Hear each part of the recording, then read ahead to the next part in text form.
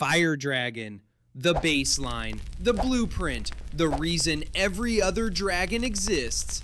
When someone says the word dragon, this is the image your mind creates first. Massive wings, armored scales, and a furnace where lungs should be. Fire dragons don't negotiate. They don't warn. They erase. Born in volcanic regions and scorched mountains, these creatures don't just breathe fire, they weaponize heat itself. Controlled, focused, relentless. Some flames melt solid rock, others turn steel into liquid, and some don't burn at all. They consume oxygen, leaving nothing to breathe.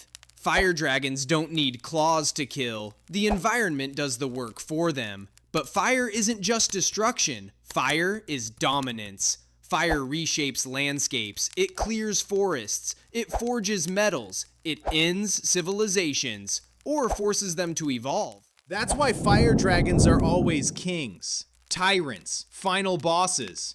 They rule because fire demands attention. It spreads, it grows. And once it's unleashed, control becomes an illusion. You don't ignore a wildfire. You don't reason with it. You either stop it or you lose everything. That's why every elemental hierarchy starts here, because fire is chaos with ambition. But fire has one weakness. It consumes, and eventually, it burns itself out. The next dragon doesn't need flames. It doesn't spread. It waits. It endures. And when it moves, it crushes the world beneath it.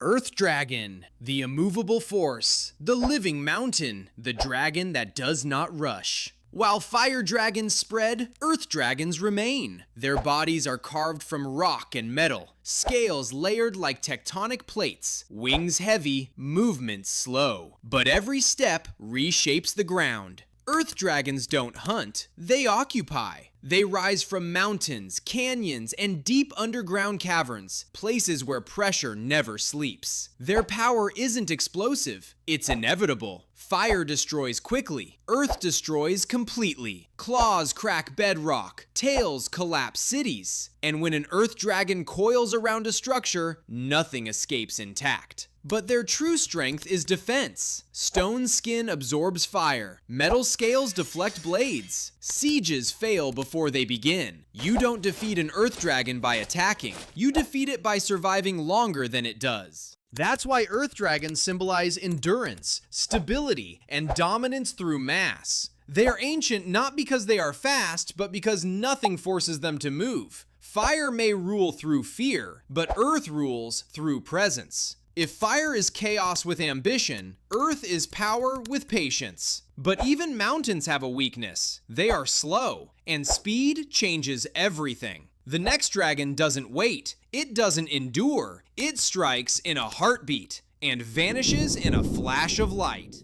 Lightning Dragon. Speed incarnate, precision weaponized, the dragon that turns time against you. While earth dragons endure, lightning dragons decide. Their bodies are lighter, leaner, built for motion. Scales conduct energy, wings cut the air like blades. Every movement charged with intent. Lightning dragons don't dominate space, they dominate moments. They descend from storm clouds and fractured skies, riding pressure fronts and thunderheads. You don't hear them coming, you hear what's left behind. A strike before sound, impact before fear, then silence. Their breath isn't fire, it's electricity compressed into violence. Nerves fail, muscles lock, hearts stutter. Armor doesn't help, stone doesn't help. Speed is the only defense, and they are always faster. Lightning dragons don't wage wars, they end them.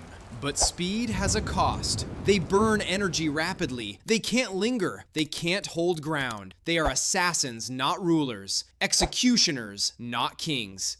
If Earth is power with patience, lightning is power without mercy. Yet even lightning has a limitation. It must travel through something. Air, space. And what controls that medium controls the strike. The next dragon doesn't move fast. It moves everywhere at once. Wind Dragon. Invisible power. Unseen pressure. The dragon you fight without ever touching. While lightning dragons strike in an instant, wind dragons never truly arrive. Their bodies are built for control, scales shaped for lift, wings wide, precise, relentless. They don't beat the air, they command it. Wind dragons don't destroy directly, they reshape the battlefield. They live above mountains and inside jet streams, where storms are born. When they descend, nothing moves as expected. Arrows miss, fire bends away, enemies lose balance, direction, and ground. Their breath isn't flame or lightning, it's pressure, vacuum, sonic force. Bones break without impact, structures fail without warning. You can't corner a wind dragon, you can't predict it. It decides where the fight happens and whether it happens at all. But wind doesn't stay. It moves on and leaves space behind. The next dragon doesn't move through the air, it seeps into everything below it. Poison dragon, the slowest killer, the quietest one, the dragon that wins after the fight ends. While wind dragons control space, poison dragons control time. Their scales ooze corrosion. Their breath doesn't explode, it spreads. They dwell in swamps, ruins, and toxic wastelands, places already dying. Where they pass, life doesn't burn, it rots.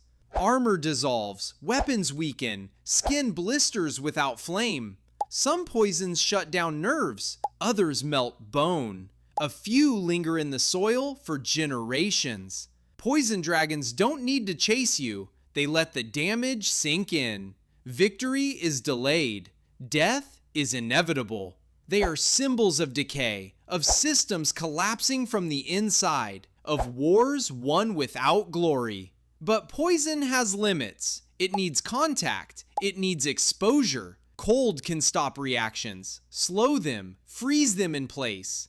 The next dragon doesn't corrode the world. It silences it.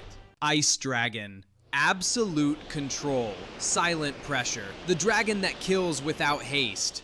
While poison dragons rot the world, ice dragons stop it. Their bodies radiate cold, not frost, not snow, but absence of heat itself. They inhabit polar wastelands and frozen peaks, places where movement is a liability, where mistakes are fatal. Ice dragons don't overwhelm, they suppress. Wings freeze mid-air, flames die before they form, muscles stiffen, blood slows. Their breath doesn't burn, it locks matter in place. Time stretches, reactions fail. Ice dragons win by denial. No motion, no recovery, no escape. They represent restraint, control taken to its extreme, a world held perfectly still. But ice has a flaw. It is rigid, it can crack. And when it breaks, everything trapped beneath it moves again. The next dragon doesn't freeze the world. It surrounds it. It drowns it. Water dragon. Total dominance. Endless mass. The dragon that doesn't attack. It surrounds. While ice dragons freeze reality, water dragons become it. Their bodies are vast and fluid. No fixed shape, no clear edges, just movement without end. They rule oceans, trenches, and flooded worlds, where pressure replaces gravity, where depth itself is a weapon. Water dragons don't strike suddenly, they overwhelm slowly. Waves crush cities, currents drag armies away, entire fleets vanish without a single flame. You can't block a water dragon, you can't outrun it, you can't exhaust it. Every breath becomes a risk, every step sinks. They don't need precision, they don't need speed.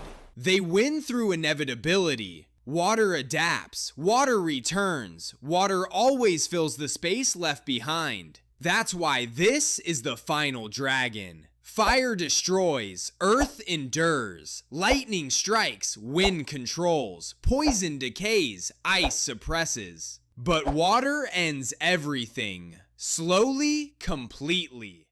If you made it this far, subscribe, leave a like, hit the bell, and tell me which elemental dragon you think is the most powerful.